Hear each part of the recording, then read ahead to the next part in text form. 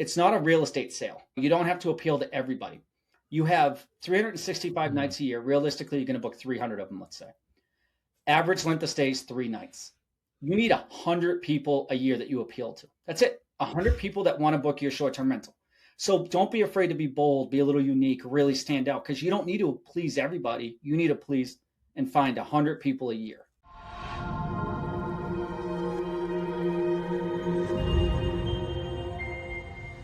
Hello, everyone. Rick Albert here with another episode of The Key to the City of Angels. Super excited to have Dan Rivers of Synergy Stays. Thanks, Dan, for coming on the show. I appreciate you. Thanks for having me. Yeah. So we've talked, this is going to be around Airbnb short-term rentals. We've had different people, but we're going to be talking more about kind of like managing these properties and the different pillars and everything that kind of goes into it. So how did you get into this space? Yeah, I've been in real estate since 2005. So I've been in like all aspects of it, from like large scale management to sales to flipping to you name it, and I've tried it. Yeah. And a couple of years ago, I have a partner down here that's been in short-term rentals since 2015. Absolute genius when it comes to short-term rentals and driving revenue. And he said, hey, you want to partner up and build this business out? I had the real estate background and the business background. He has the short-term rental. And we put this business together about 2 years ago. Started up as a full service property management for short-term rentals. Now we strictly do revenue management. And we've just been running and really enjoying it. Nice. Okay. Yeah. I mean, the short-term rental game has been very interesting. It was always like perceived as like the sexy version of real estate investing. Mm-hmm. Oh, I just have a vacation rental at some location. First of all, where are most of the ones that you're working on? Where are they located? Yeah, we're actually all over the country and even outside of the country. So we have some in Mexico, to pretty much all throughout the United States, on about, I want to say we're in 30 something markets throughout the United States. So it's really, when it comes to the revenue management side, it's cool because it's all just, it's the back end. You have tech, you tap into the OTAs, and then you just maximize the opportunity for that listing. So we could do it from pretty much anywhere in the world if there's Airbnb, VRBO, direct booking. And have you noticed that certain markets are doing far better than others? Yes, markets, but it's also property type specific too. What we're really seeing in the industry is a K-shaped curve. They talked about it at the conference the end of last year. I think it was AirDNA went up and did a presentation at the conference talking about the K-shaped curve. And really those top 10% luxury type properties, $400 a night, just really good guest experiences, have actually had an increase in revenue. And the other like 90% or so have either been stagnant or starting to fall off.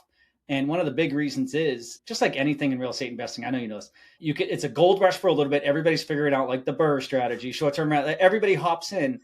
And once it gets hard, it's no longer easy.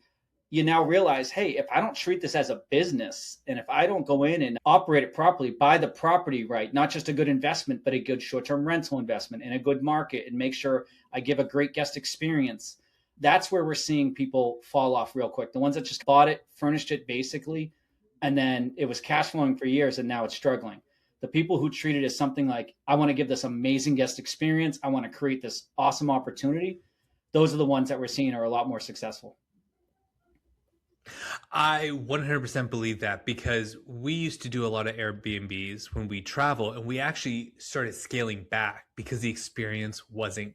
Yep. The places were dirty, hard to get to. Like a great example is when we were in Finland, we stayed in Airbnb, and like my daughter, she was crying, her eyes were red. We're like, what's going on?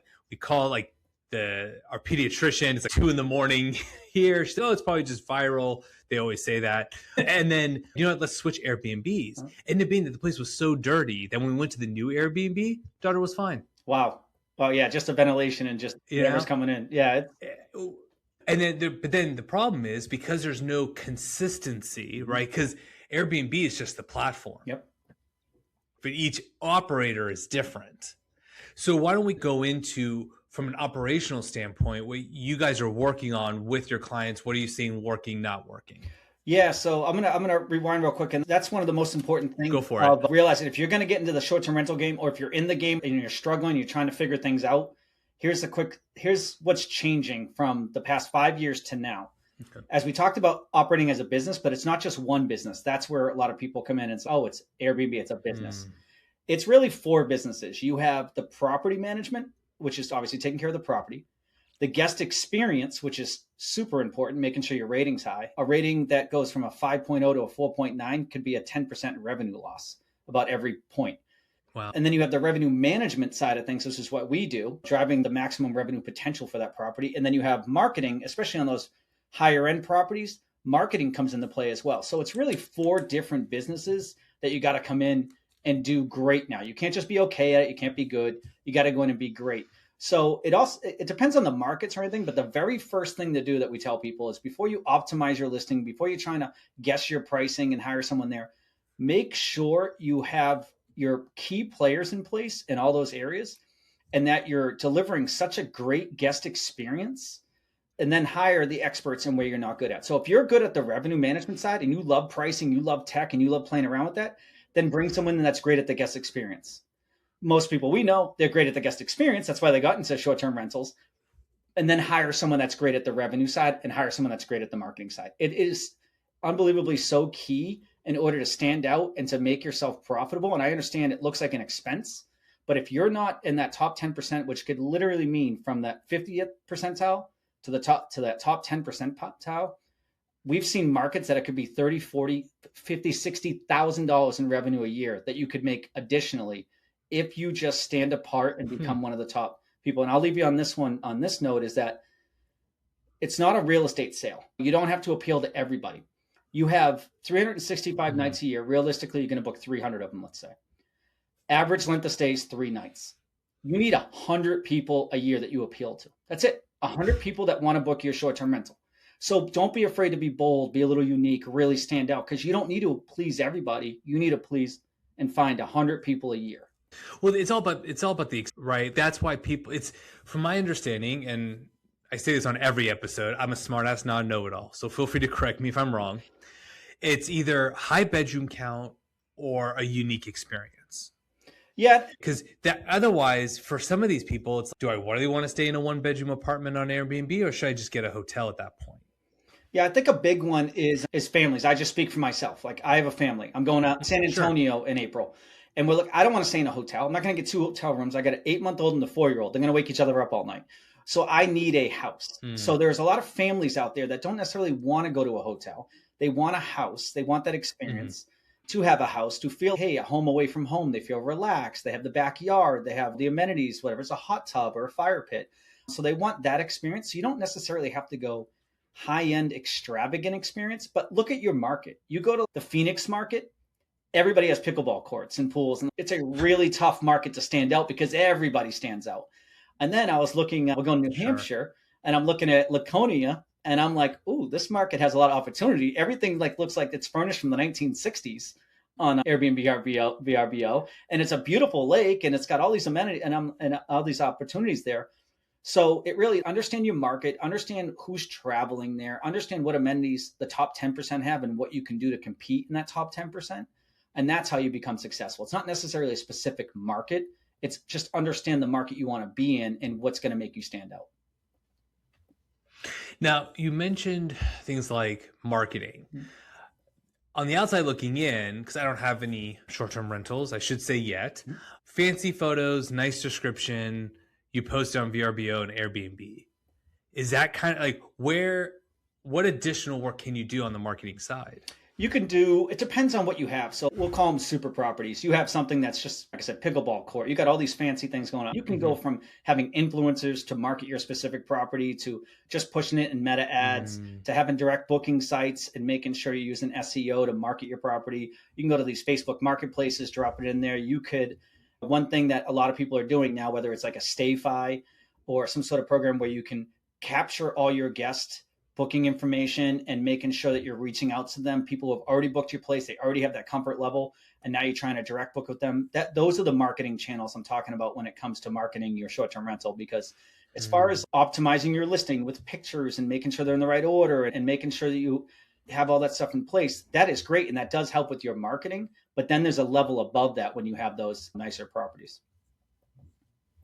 I'll be honest, when we travel to Peru, we stay in the same place. Yep. And I bet they reach out to you. Good, right? to your point. Yep. Good. Yeah, it's just, but it's also like a good experience. We know that we're comfortable with it, that sort of deal. Okay, so the idea is like, in the past, you would just post it on Airbnb and hope for the best. Now we're saying, it's like, no, you got to take a step further. Like I was like, yeah, if I have a property that's super unique, why wouldn't I do Instagram ads? Yep. Yep. Especially, and follow people that are traveling. yeah, if you find it doesn't have to be anything crazy unique, but you spend a little bit of money and market it, and Right. usually you get one more night every 2 months and it pays for your marketing. It's nothing crazy that you have to get, but you just push it out there, especially those markets that it's hard to fill year round. So you want to do something like that. And again, before you do the marketing though, you want to do it in steps. That's where we've seen the most success Okay. is get a good property manager, make sure your guest communication experience is amazing, and then hire on a revenue manager or a team or do it yourself, whatever you're doing yourself, and then do the marketing. It's like you want to go in steps because if you're starting to do marketing and you don't have a revenue manager in place yet, you might be doing it for naught. And I'll give you an example. If you put nice pictures up, you think your listing looks great, and it could absolutely look great, but you're on page 6 of search rankings of Airbnb and VRBO. Doesn't matter how nice it is, you just didn't hit the algorithm right, enough reviews, whatever the case is. There's a lot of factors involved, and you're not a guest favorite. You have all those things, and then you're spending money on marketing. But that's great that your money's on marketing. You're priced well. You're not getting the visibility. So it's so important to work with someone that wants to check out. Once they optimize your listing, what's the visibility? How many people are viewing it? All right, now what's the click rate? All right, now what's the booking rate after they click it? Really tracking these KPIs to make sure that you truly have the most exposure before you go ahead and start marketing it. And that's what a good revenue management company is going to do, is make sure all that's in place. And now you're set up to market it. Okay. Now, from a revenue perspective, I know one of the challenges. Well, let me rephrase it. So one of the best parts about Airbnb and like short-term rentals in general is you have the dynamic pricing. Mm-hmm. A long-term rental, you got someone locked in for $1,000 a month. You're making $1,000 a month free. With short-term rentals, it could be $1,000 this month, but it could be $2,000 or $3,000 the next month. But I also know that's the biggest complaint I've actually heard from owners who work with property managers. Is the property managers aren't on top of that dynamic pricing because you really have to watch it like you need to be like, okay, there's 2 days in the middle, there's random Tuesday and Wednesday, I need to drop the price to get that filled. Yep. So how do you manage all that? That honestly, that's a great question. I'm glad you brought this up because this is something I'm like so passionate about. I get really excited about it. It's like property managers, and I'm not talking about 100% of them, but 90 to 95% of them, their revenue manager is probably doing 3 or 4 different tasks. It's probably not someone who's super experienced in revenue management. They're probably not working with a revenue management company yet. So you have someone that says, okay, I have this pricing tool like Price Labs. That's what we use. That's great. We use Price Labs. That's a tech that'll come in and tell you pricing and maybe automatically shift rates. But it's a tech tool to give you a direction. It's not meant to just be set it and forget it and you just walk away from it. So that's what happens with a lot of the property management companies or even a lot of investors is they use the pricing tool. You take it like 3 or 4 years ago, you're probably standing above 85% of the competition. Now 85 to 90% of the people use a pricing tool. So now you're just on the same level with them. How do you stand apart and how do you really maximize that revenue potential? You work with a revenue manager like us who's actually looking at day to day and tracking things. Hey, I want to make sure you stay on page 1 and 2 of search rankings. If something changes, we're going to A/B test and make iterations. Mm-hmm. I'm going to make sure that you're priced properly. We actually implemented something about 45 days ago that we were able to get our occupancy on weekdays only in the month of March up 18% for all of our clients, on 18% on average. Occupancy in the weekdays. That's not the weekends. That's the weekdays. Those are the orphan nights during a lot of slow seasons. That comes from A/B testing, iterations, figuring out different revenue strategies to entice people to book during different times. And it's not only an art, it's not only a science, it's also an art. So you need the science to give you the data and then an artist to play with that data and make magic of it. And that's what you miss when you try to get one size fits all type company.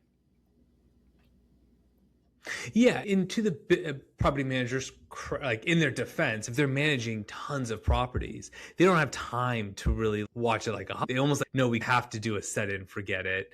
But I had a client, I helped him buy a property. We were talking about house hacking before the call. They bought a very high-end house hack in Malibu, and they actually lived in the guest house and did Airbnb for the main house. I love it. And I pretty sure they were living close to free, right? Because it's as expensive as it was, the revenue was there because it was Malibu. But they had told me they were working with the property manager and they ended up firing them. And I'm like, what's your occupancy rate? They're like 98%. Because they would just pay attention, take a look, like they would spend the quality time needed. Yep. Now, with the pricing models, where it sets it for you. One of the most recent challenges I heard, and I'd love to get your take on it, is Airbnb has shifted a lot of the costs from the guest to the owner. So if the owner doesn't pay attention and raise their cost in time to compensate, that's throwing off the algorithm. Is that kind of what you're seeing? Yeah, it's not just the algorithm. It's funny because we have a lot of people say that, and this took place the end of, I want to say it was mid-October last year is when that came in, and that 15% tax is now the owners versus, it was about middle October last year. And what we've seen over time is gradually people are, at first, the people who don't pay attention enough weren't making the adjustments. So about 40 to 50% of the market adjusted accordingly. Now we're seeing that number increase right now. So a lot of people are adjusting accordingly. But at the end of the day, whether it's that tax included or not, you're watching the market. What is the price that's going to move your home? But it's a lot more than just pricing. That's where people miss out. And listen, I'm not bashing property management companies. I want to be very clear here. I think they do an amazing job. True. Like, we love them. It's a love-hate relationship. Oh, 100%. And I think they do so great at the guest experience, and then pricing tech used to take care of this. I think the ones who are going to stand out over the next 12 to 24 months are the ones who work with people like us and say, hey, we're really good at the guest experience. Just help us with the revenue side so that we can just be the best management company in the business. And we're starting to see, we're working with a lot of co-hosts and property managers now that are understanding in order to stand out, we want experts in all areas. So either you bring in an expert, you pay them a lot of money in-house and you have one person, or you have a whole team for the cost of that one person to do it. So that's what I'm saying. I think the industry is just changing and adapting.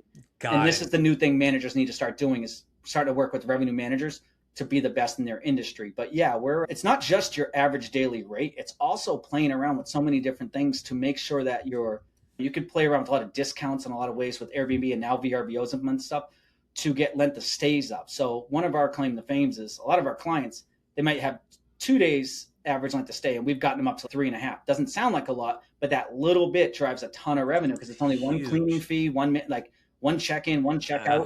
That was the first thing. Yeah, and you're creating more actual cash flow versus that same amount just check in and check out. So there's so many different things that comes into revenue management. It's not just pricing, it's optimizing the listing. It's non-pricing tools too. Cancellation policies can affect your revenue drastically. So there's a lot of things that go into play when it comes to pricing. And that's why it's overwhelming. It's overwhelming for a lot of people. It's a hotel. What do you expect, right? To your point, like, someone's got to coordinate the cleaning crews every single time. And when it comes to revenue, one of the other thoughts I had in terms of maximizing revenue is just the wear and tear on property. Like, I remember when, like, Enterprise was like, we're going to sell our rental cars. I'm like, who would want to buy a rental car? We know how people treat them. Oh, yeah. So how are you, and same with houses, right? Okay, if I leave the AC on all day, I'm not paying the, quote unquote, paying the bill, but it's also doing a ton of wear and tear on the systems that you wouldn't normally. How is that being navigated from a revenue standpoint?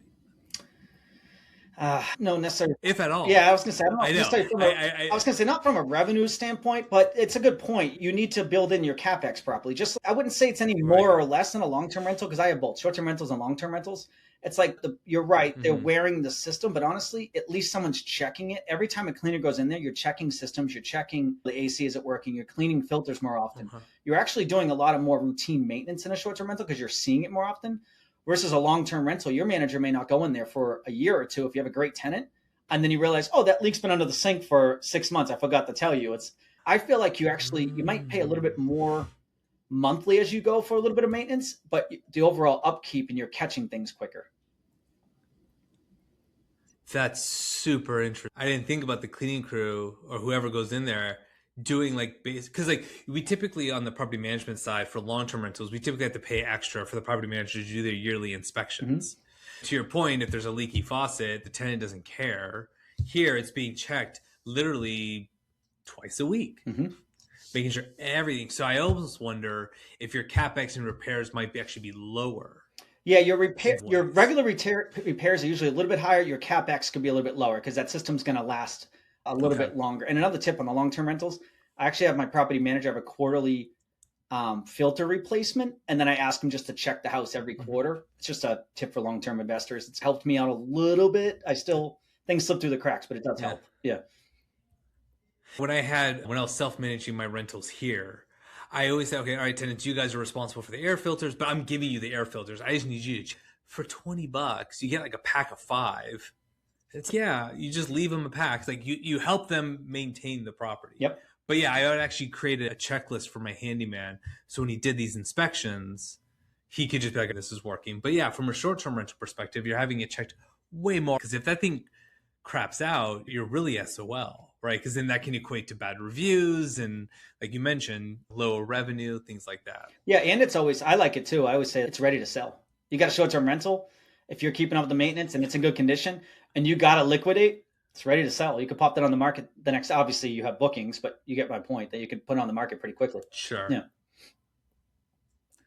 Yeah, you could definitely factor. So that, okay, so we've talked about some of the revenue management. Are we missing anything on the revenue management? We've talked about the maintenance. We've talked about the guest experience, which affects it. What do most people miss? Let's put it that way. What is the biggest thing that people miss? Yeah, I think we talked a little bit about that pricing, set it and forget it, or a big thing is, my manager's doing it or someone's taking care of it without actually asking questions. So what I would recommend is, and this is what we talk to a lot of clients that say, I have a property manager. That's great. I'm sure they're amazing. No, but where does your property stand with regards to your market? Have they come to you recently with a couple of recommendations on how to maximize your revenue, whether it has to do with the pricing side or it has to do with something non-pricing wise that you can do to help maximize that revenue? Have you actually sat down and had a conversation with a revenue manager for that property and what their strategy is for the next 3 to 6 months? Like, those are the things you want to ask your manager. And if they have an answer for it and they have a strategy and they have all this, you're in great hands. Awesome. But if you don't know where you stand in the market, you don't know what their strategy is, you don't know what they're doing to maximize your revenue potential, chances are they're just going through the motion and you're not really hitting peak potential. So even we have some people that work with the property manager and hire us on the side, pay that extra fee on top of it. But if someone's paying attention to someone 100%, something 100% versus someone that kind of looks at it a couple times a month, what do you think is going to operate more efficiently? Obviously, the person focusing on one thing. And that's honestly why we got into this business. We did property management. And we realized we're not that great on the guest services because we're not putting our time there. We're really right. Let's just focus at one thing. I learned that in real estate. I was doing way too many things, and I'm like, I got to focus on one thing. Yep. I was like Gary Keller's book, The One Thing. Yep. It's like you actually can't multitask. People think, oh yeah, I can totally multitask. You actually can't.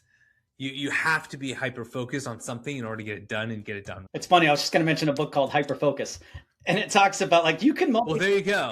You can multitask if you're like chewing gum and walking, yes, but you can't multitask two thought-provoking tasks. Or yeah, exactly.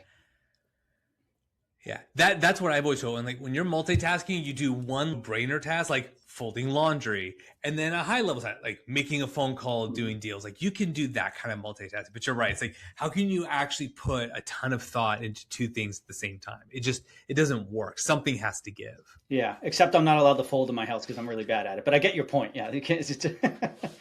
Yeah, you're really bad at folding, quotations just so you don't do it. Oh, the dishes are like, I just don't know how to load a dishwasher. I guess you're going to have to do it. Oh, I burnt the food. I guess I'm not making dinner tonight. No, cool. That's the one thing I got. I love cooking, so no, I'll do those. Okay, fair enough. Otherwise, our respective partners are not listening to this anyway, so we're fine. Oh my God. So where do you see a lot of this going over the next 5 to 10 years? Because as you mentioned earlier, one of the biggest gripes I have about real estate right now is people are, there's all these real estate gurus and all that. I'm like, bullshit. They bought at the bottom of the market. They rode the appreciation wave, rode the interest rate craze. They just did really good timing. Good for them. But going forward, we have to be way more strategic in what we're doing.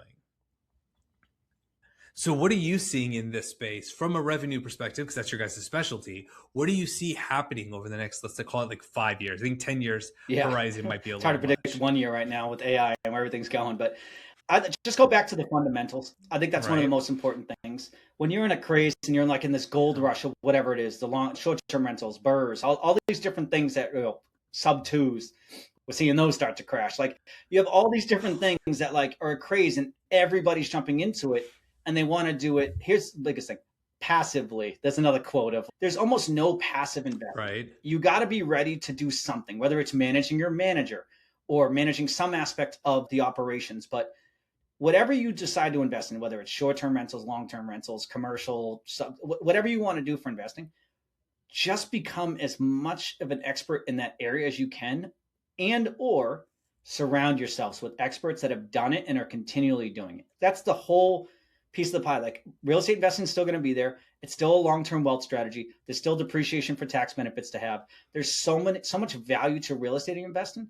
Just don't force it. I'll give you, for instance, back in the day, you can just go and you could find a good investment deal. A good investment deal would be, I buy this house for 200,000. I put 100 into it. It's worth 450. Great deal. I get a ton of equity. And then someone would buy that and try to short-term rent it. That might be a great investment deal for the equity side, but it may not be in the right location for a short-term rental or have the right layout or the right proximity or a certain market. There's so many other factors. So if you're going to get into short-term rentals, make sure you analyze that market. What does it need? What is it looking for? If that market's saturated with 2 bedrooms, but really doesn't have many 3 or 4 bedroom homes, like maybe that's what you go after. So go back to the fundamentals.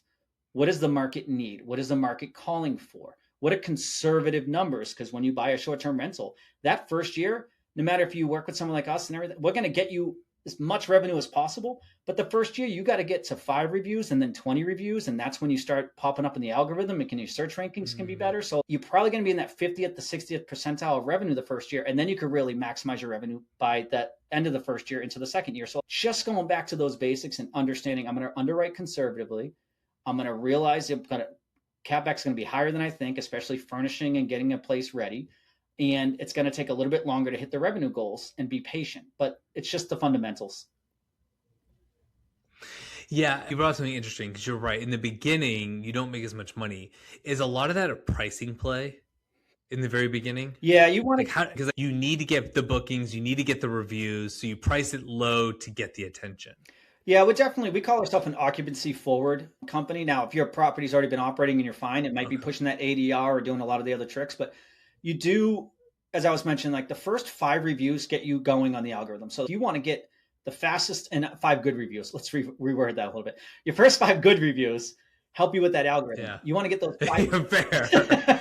If you have 5 1.1-star reviews, you're in trouble. Yeah, so get the reviews going, get everything moving. And then once you get to the 20 reviews, we're seeing that algorithm starting to change. We can get you on page 1 and 2 of the search rankings. And that takes time. If your average length of stay is 3 nights, you have some gap nights, that could take 3, 4, 5, 6 months to really get those reviews up. Not everybody can leave a review. I'll give you another tip that has nothing to do with revenue management, but will help you in your short-term rental. Not nothing, but be very direct on your reviews. Like whether you're working with the property manager or you're the one out there asking for the reviews, put a magnet. This is something that really works well. Put a magnet on your fridge that says 5-star review. Everything went well, really good, blah, blah, blah. Not nice, maybe not excellent, but really good. They responded well. And even if there was an issue, they fixed it. 4-star review. They didn't respond. Like start getting into almost like bad service on the 4-star. So now you're gearing people to that 5-star review. And then all your messaging just be like, hey, did you have a 5-star experience? We'd love you to have a 5-star experience. And really, the more people hear that and they see it on the fridge, the more, because some people will leave you a 4-star and be like, what? That's good. And somehow you just crushed my ratings actually. So those are the things I would focus on in those early stages to really get that momentum going. And then at that point, you could really start pushing when I say ADR, your average daily rate, and start pushing that up as you get going. So you're saying basically define what each of the star ratings mean. Yes. So when they go do the rating, they know what it means to be a 5, what is perceived to be a 4, that sort of deal. Yeah. So a 4 is not good because some people think, oh, a 4 is good. A 4 is really not good. Right. It's okay, but it's going to drag that rating down.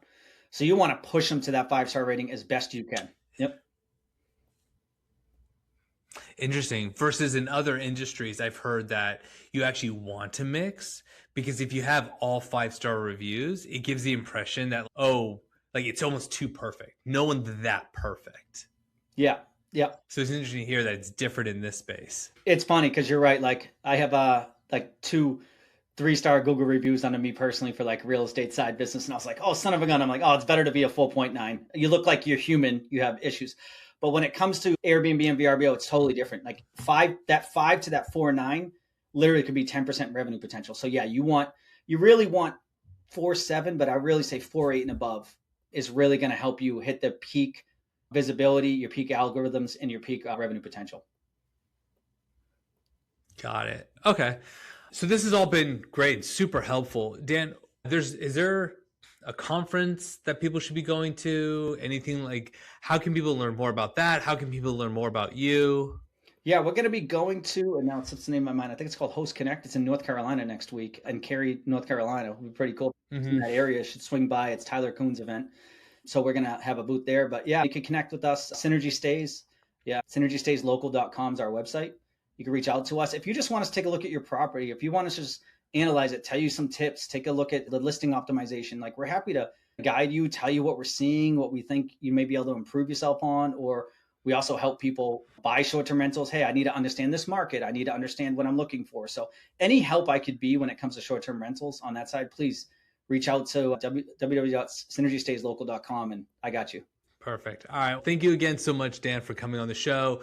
Thank you for everyone for listening and watching, and I'll talk to you guys next week. Appreciate you. Want to keep unlocking the secrets to building real wealth in Los Angeles? Stick around for the next episode. Tap the video on screen to keep watching.